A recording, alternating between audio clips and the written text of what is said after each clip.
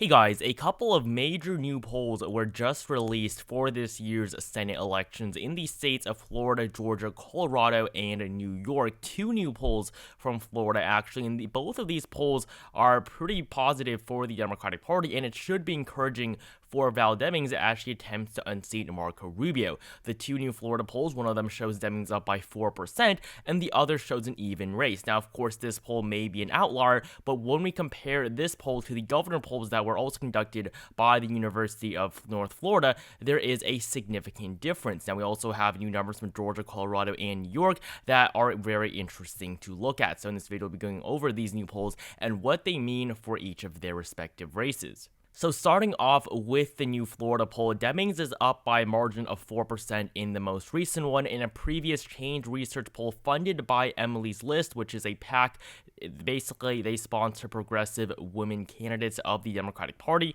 and their poll showed Demings and Rubio in an even race. Now, yes, Demings leading by 4% is pretty significant. She really has not led in very many polls at all over the last couple of months. If we look at the polls at the very beginning of this year, Marco Rubio did have a significant advantage. Of course, he was reelected in 2016 to a second term by 7.7%, much larger than the 1.2% margin that Donald Trump had over Hillary Clinton in the same state on the same ballot in the same year. So Marco Rubio is one of the most popular senators in the country in terms of how purple of a state he's in, and it will be very difficult for Democrats to unseat him. Looking at the latest numbers for Val Demings, I think that her campaign should be encouraged by these new findings. If you look at the governor poll between Charlie Crist and Ron DeSantis, Crist is currently expected to win the Democratic nomination. Ron DeSantis leads by 8%. This is the exact same poll. The same 1,534 likely voters put DeSantis 8% over Crist, while when it came to Val Demings and Marco Rubio,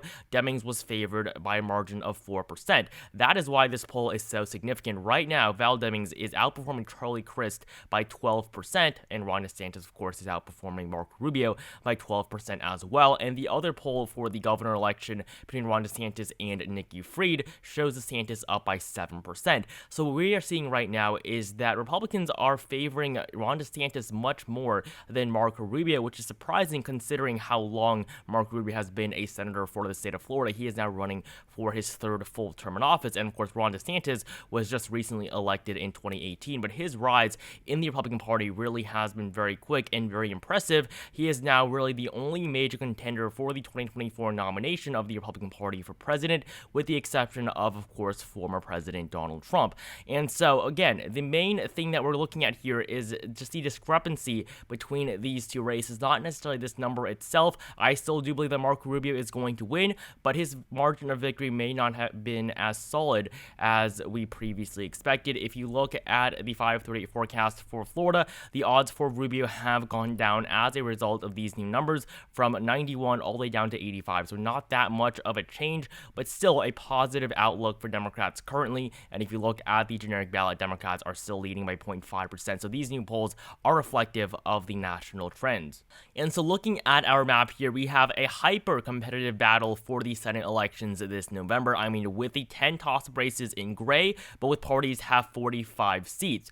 And so the current 50-50 arrangement has only happened 4 times in American history. I believe right now we are in the 118th Congress. So out of almost 120 different Congresses, we are now only in the 4th 50-50 Congress between both parties. However, I do believe that after these midterms, one party will have a clear advantage, and obviously this will dilute the power of both Kyrsten Sinema, Joe Manchin, and even Kamala Harris with her tiebreaker vote. So looking at the 2016 map, obviously it was pretty favorable for Republicans. They were able to continue to hold on to the Senate, but in 2022, after Democrats have now captured both Arizona and Georgia in the 2020 special elections, the map is a lot less favorable for the GOP. Democrats, I think, are in a much better position right now than they were in 2016, and in 2016, Donald Trump was running as the Republican nominee for president, so he was seen as as somebody that was not going to help the party overall, but he definitely did defy most expectations. And so on our map, I'm going to start off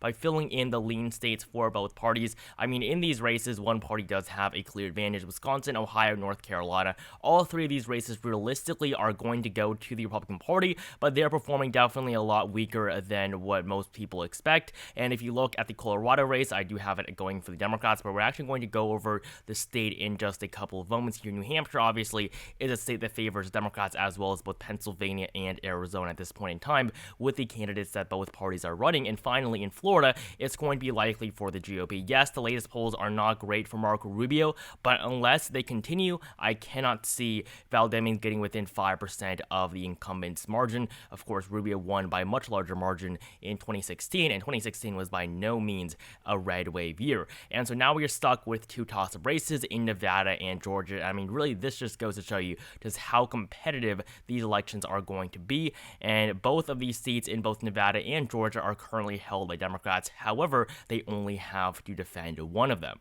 And so looking at the Georgia polls, I think that out of these two states, Georgia is the one that Democrats have a better chance at winning. 538 does seem to disagree with me on this, though. Currently, according to their forecast, they have Nevada as almost a lean Democratic state. Masto has a 58% chance of winning. However, in Georgia, Walker actually has a 51% chance at unseating Raphael Warnock. So definitely, I do not agree with this. I think Georgia is more blue of a state right now in terms of the Senate election compared to Nevada. And what we're seeing right now in Georgia is that Warnock is leading by 1.7%.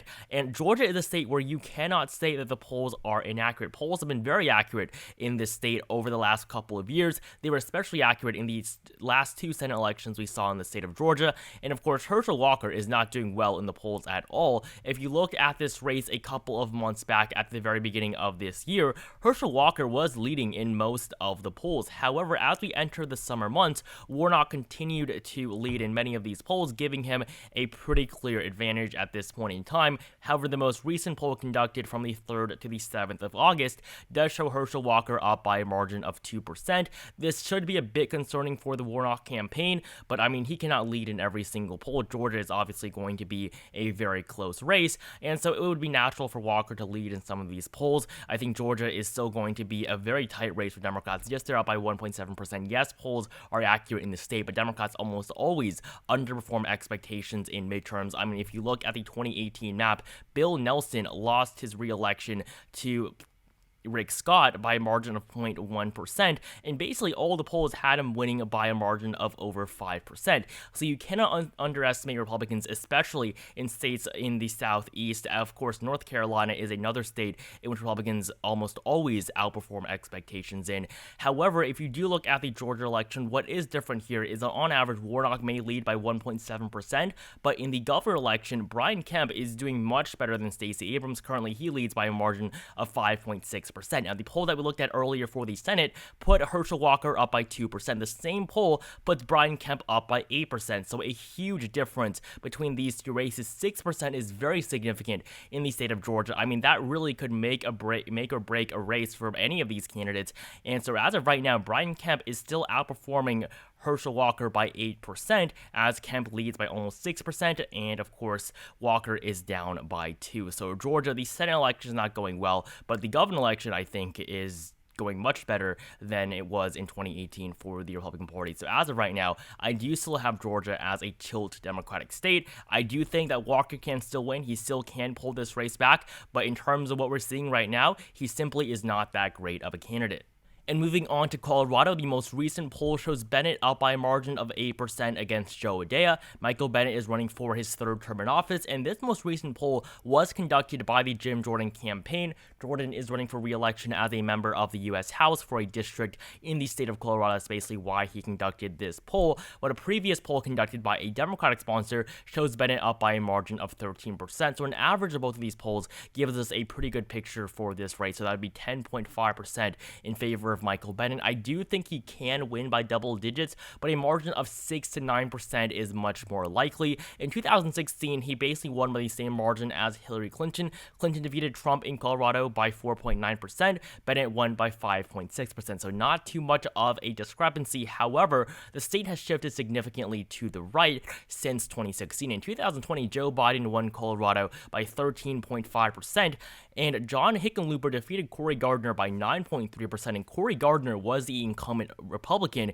He was elected all the way back in 2014, which was a major wave year for the Republican Party after 6 years of Barack Obama. So Gardner was the incumbent in the last Senate election in Colorado, but Hickenlooper was still able to win almost by a margin of over 10 percentage points. So as of right now, Michael Bennet is pretty safe. There's basically no chance that he loses. According to 538, Michael Bennet has a 92% chance at winning re-election, just 8 for Joe Day. And if you look at the recent trends here, it's only been going up for Democrats. Right now, 530 projects actually an 11-point margin for Bennet. I think that simply is way too high. It's almost impossible that Bennet is going to win by double digits. Yes, if you look at the numbers, it is pretty likely, but honestly, Democrats almost always underperform, and Colorado is not really a state that Democrats are known for doing that well in. It's only very recently become a Democratic state. In the 2000s, the early 2000s, it still voted for George W. Bush. So right now, I do have it as likely, but more around the 6 to 9% margin, as I said before.